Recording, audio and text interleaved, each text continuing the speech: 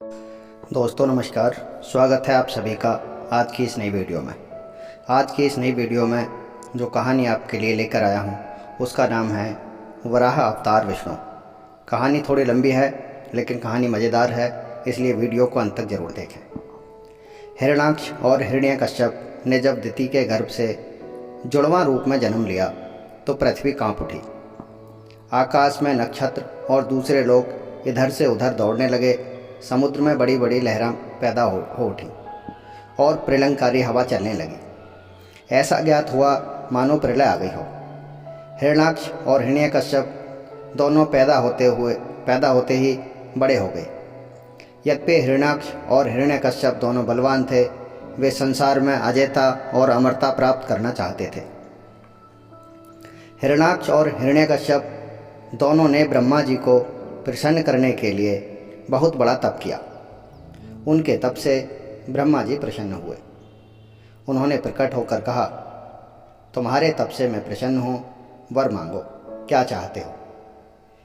हिरण्याक्ष और हिरण्यकश्यप ने उत्तर दिया, प्रभु हमें ऐसा वर दीजिए जिससे न कोई युद्ध में हमें पराजित कर सके और न कोई हमें मार सके। ऐसा सुनकर ब्रह्मा जी ने कहा तथास्तु और कहकर अपने लोक में चले गए।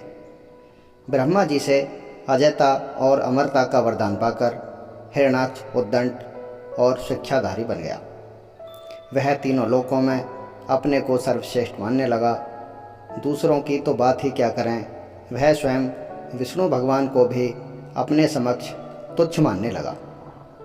हिरण्याक्ष ने गर्वित होकर तीनों लोकों को जीतने का विचार किया। वह हाथ में गदा लेकर इंद्रलोक में जा पहुंचा। देवताओं को जब उसके पहुंचने की खबर मिली तो वे भयभीत होकर इंद्रलोक से भाग गए। देखते ही देखते समस्त इंद्रलोक पर हिरण्याक्ष का अधिकार स्थापित हो गया। जब इंद्रलोक में युद्ध करने के लिए कोई नहीं मिला तो हिरण्याक्ष वरुण की राजधानी विभावरी नगरी जा पहुंचा और उसने वरुण भगवान के समक्ष उपस्थित होकर कहा, वरुण देव, आपने दैत्यों को पराजित करके राजस्व यज्ञ किया था, क्या आपको मुझे पराजित करना पड़ेगा? कमर कसकर तैयार हो जाइए, मेरी युद्ध पिपासा को शांत कीजिए। हिरण्याक्ष का कथन सुनकर वरुण के मन में रोष तो उत्पन्न हुआ, किंतु उन्होंने भीतर ही भीतर उसे दबा दिया। वे बड़े शांत भाव से बोले, तुम महान योद्धा हो और सूरवीर हो, तुमसे युद्ध करने के लिए मेरे पास इतना शौर्य कहाँ। तीनों लोकों में भगवान विष्णु को छोड़कर कोई भी ऐसा नहीं है जो तुमसे युद्ध कर सके। अतः उन्हीं के पास जाओ, वे तुम्हारी युद्ध पिपासा शांत करेंगे। वरुण का कथन सुनकर हिरण्याक्ष भगवान विष्णु की खोज में समुद्र के नीचे रसातल में जा पहुंचा। रसातल में पहुंचकर उसने एक विस्मयजनक दृश्य देखा। उसने देखा एक वराह यानी कि सूअर अपने दांतों पर के ऊपर धरती को उठाए हुए चला जा रहा है। वह मन ही मन सोचने लगा, यह वराह कौन है? कोई भी साधारण वराह धरती को अपने दांतों के ऊपर नहीं उठा सकता। अवश्य यह वराह रूप में भगवान विष्णु ही है। हिरण्याक्ष वराह को लक्ष्य करके बोल उठा, तुम अवश्य ही भगवान विष्णु हो। धरती को रसातल से कहाँ लिए जा रहे हो? यह धरती तो दैत्यों के उपभोग की वस्तु है, इसे यहीं रख दो।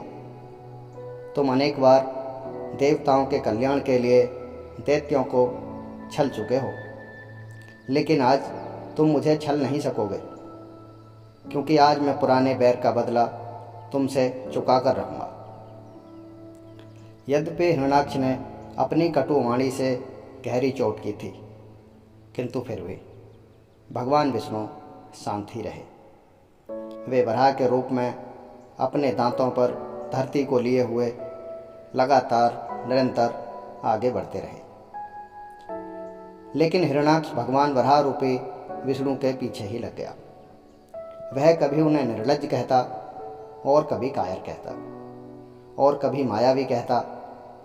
इस तरह वह भगवान पर कटाक्ष करने लगा, पर भगवान विष्णु केवल मुस्कुराकर रह जाते। उन्होंने रसातल से बाहर निकलकर धरती को समुद्र के ऊपर स्थापित कर दिया। हिरणाक्ष उनके पीछे ही लगा हुआ था। भगवान विष्णु ने धरती को स्थापित करने के पश्चात हिरणाक्ष की ओर ध्यान दिया। उन्होंने हिरणाक्ष की ओर देखते हुए कहा, तुम तो बड़े बलवान हो। बलवान लोग कहते नहीं हैं बल्कि करके दिखाते हैं। तुम तो केवल प्रलाप कर रहे हो। मैं तुम्हारे सामने खड़ा हूँ, तुम क्यों नहीं मुझ पर आक्रमण करते? बढ़ो आगे, मुझ पर आक्रमण करो। हिरणाक्ष की रगों में इतना सुनकर बिजली दौड़ गई। वह हाथ में गदा लेकर भगवान विष्णु पर टूट पड़ा। भगवान के हाथों में कोई अस्त्र शस्त्र नहीं था। उन्होंने दूसरे ही क्षण हिरणाक्ष के हाथ से गदा छीनकर दूर फेंक दी। अब हिरणाक्ष क्रोध से उन्मत्त हो उठा, यानी कि पागल हो उठा। वह हाथ में त्रिशूल लेकर भगवान विष्णु की ओर झपटा। भगवान विष्णु ने शीघ्र ही सुदर्शन का आवाहन किया। चक्र उनके हाथ में आ गया। उन्होंने अपने चक्र से हिरणाक्ष के त्रिशूल के टुकड़े टुकड़े कर दिए। हिरणाक्ष अपनी माया का प्रयोग करने लगा। वह कभी प्रकट होता तो कभी छिप जाता, कभी अट्टहास करता तो कभी डरावने शब्दों में रोने लगता, और कभी रक्त की वर्षा करता तो कभी हड्डियों की वर्षा करता। इसी तरह वह नई नई लीलाएं करने लगा। भगवान विष्णु उसके सभी माया कृत्यों को नष्ट करते जा रहे थे। जब भगवान विष्णु हिरणाक्ष को बहुत नचा चुके तो उन्होंने उसकी कनपटी पर बस कसकर एक चपत जमाई। उस चपत से उसकी आंखें निकल आईं। वह धरती पर गिरकर निश्चेत हो गया। भगवान विष्णु के हाथों मारे जाने के कारण हिरणाक्ष वैकुंठ लोक में चला गया। वह फिर भगवान के द्वार का प्रहरी बनकर आनंद से जीवन व्यतीत करने लगा। दोस्तों, भगवान विष्णु से प्रेम करना भी अच्छा है और बैर करना भी अच्छा है। जो प्रेम करता है वह भी विष्णु लोक में जाता है, और जो बैर करता है वह उनसे दंड पाकर विष्णु लोक में जाता है। प्रेम और बैर भगवान की दृष्टि में दोनों ही बराबर हैं। इसीलिए तो कहा जाता है कि भगवान सब प्रकार के भेदों से परे हैं, उन्हें कोई समझ ही नहीं सकता। सारे भेदों से परे हैं, बहुत परे हैं, बहुत परे हैं। दोस्तों, कैसी लगी आज की ये वीडियो, कैसी लगी आपको ये कहानी, कमेंट करके ज़रूर बताएं। चैनल को सब्सक्राइब करें, लाइक करें और बेल आइकॉन दबाना ना भूलें, ताकि अगली कहानी का नोटिफिकेशन आपको आसानी से मिल सके। धन्यवाद।